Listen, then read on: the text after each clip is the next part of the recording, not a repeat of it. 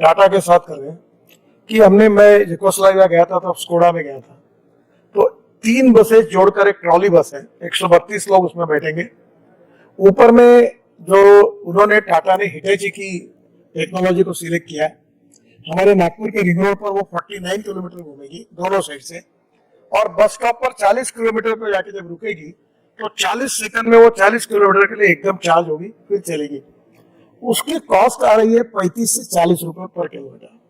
अब मैंने उनको सुझाव दिया कि एयर कंडीशन चाहिए, चेयर अच्छी चाहिए, एक लैपटॉप सामने चाहिए, और जैसे एयर विशेष रूप से हवाई जहाज में एयर होस्टेस होती है, वैसे एक बस होस्टेस भी करे, और लोगों को फ्रूट्स या कोई चाय ड्रिंक्स वगैरह पैक फूड वो भी बस में मिले।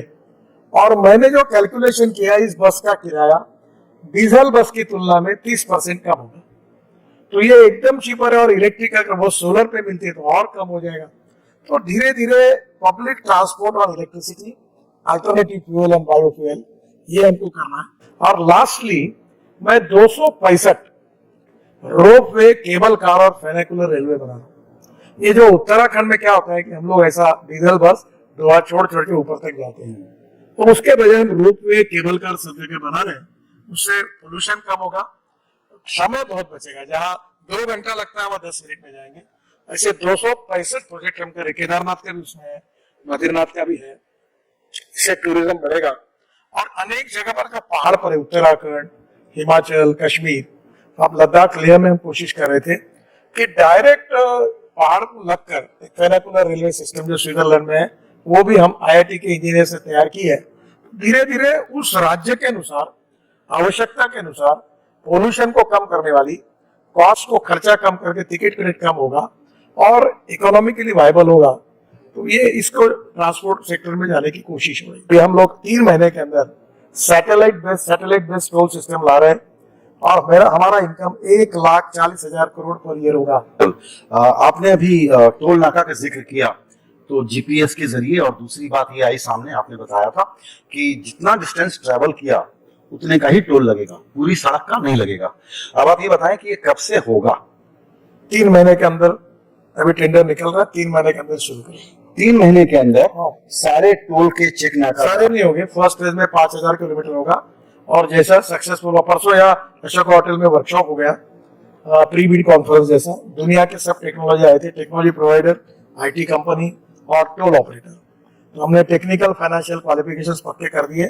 शायद 15-20 दिन में हम टेंडर निकालेंगे और हम कर शुरू करेंगे। तो और ये जो आपकी बात है ना, ये बिल्कुल सही है कि कभी कभी शहर के पास, ये हमारा गलती नहीं है, ये यूपीए सरकार थी तब इन्होंने क्या किया, शहर के बाजू में टोल लगा दिया, वो उसको स्वीटनर कहते थे, प्रोजेक्ट की वायबिलिटी बढ़ाने के लिए। मैंने कहा ये नहीं करो, सब अर्बन पॉपुलेशन के बाहर जाओ और वहां टोल लगाओ, जहां से जाएगा वो वहां कैमरा में फोटो निकलेगा, जहां से निकलेगा वहां निकला, उतने डिस्टेंस का टोल आपके बैंक अकाउंट से निकल जाएगा।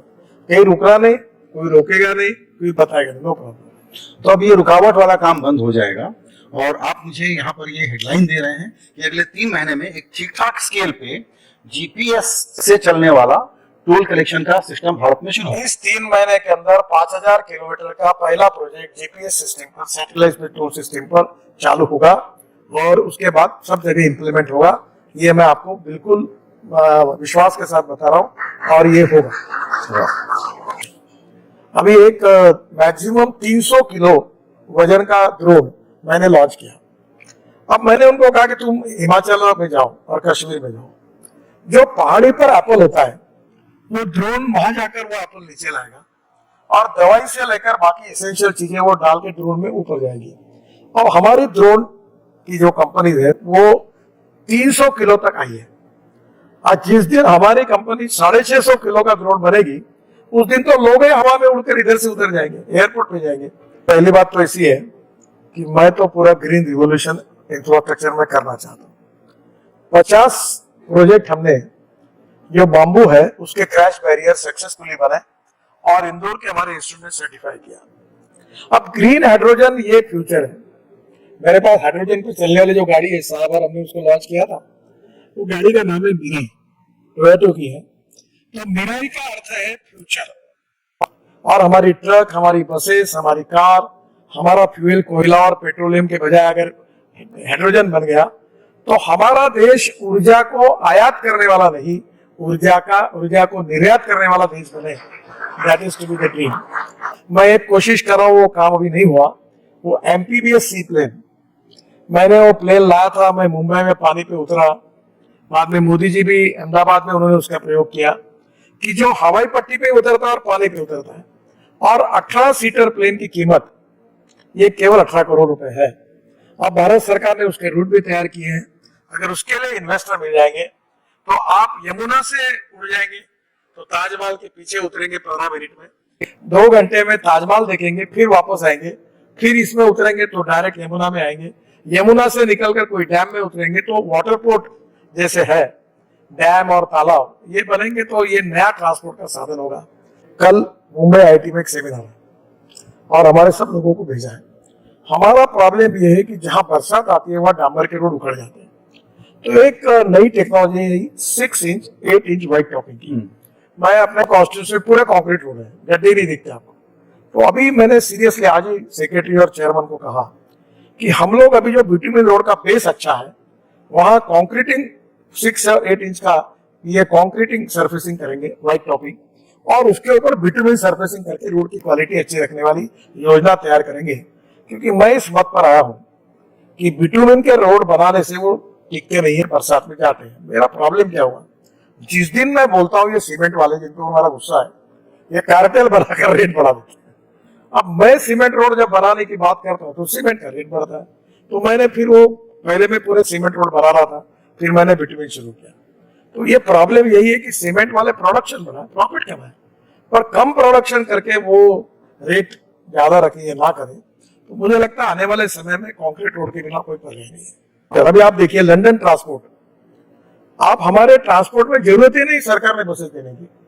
लंदन ट्रांसपोर्ट का कंसेप्ट क्या है कि इलेक्ट्रिक की एक बस, समझो 60 रुपए पर किलोमीटर पकड़ो, तो महानगर पालिका या स्टेट गवर्नमेंट देती है कि हम 250 किलोमीटर की गारंटी देते हैं, और रोज वो जो बस है वो 300 किलोमीटर सवा दिन जाती है। टिकट जाने के बाद एक्स्ट्रा अकाउंट में केवल जो बैंक को पैसे देना उतना देने से बस प्रॉफिट में है, ड्राइवर ऑपरेटर का और कंडक्टर कारपोरेशन का। और अभी सिस्टम टिकट के रखना ही नहीं। मेरे डिपार्टमेंट में ये स्टेट ट्रांसपोर्ट मेरे पास है, बस ट्रांसपोर्ट। मैं मजाक में कहता हूँ हॉर्न चढ़कर सब बचता है बस, तब पे बैठे लोग। तो मैंने कहा तुम ये सब स्क्रैपिंग करो और तुम ये सीधा ऑपरेटर अपॉइंट करो, तुमको फायदा मिलेगा और 30% टिकट रेट कम होगा, एयर कंडीशन बस में गरीब लोग घूमेंगे। अब दुनिया के साथ धीरे धीरे हमको कंज्यूमर को भी सोचना होगा और ये संभव है।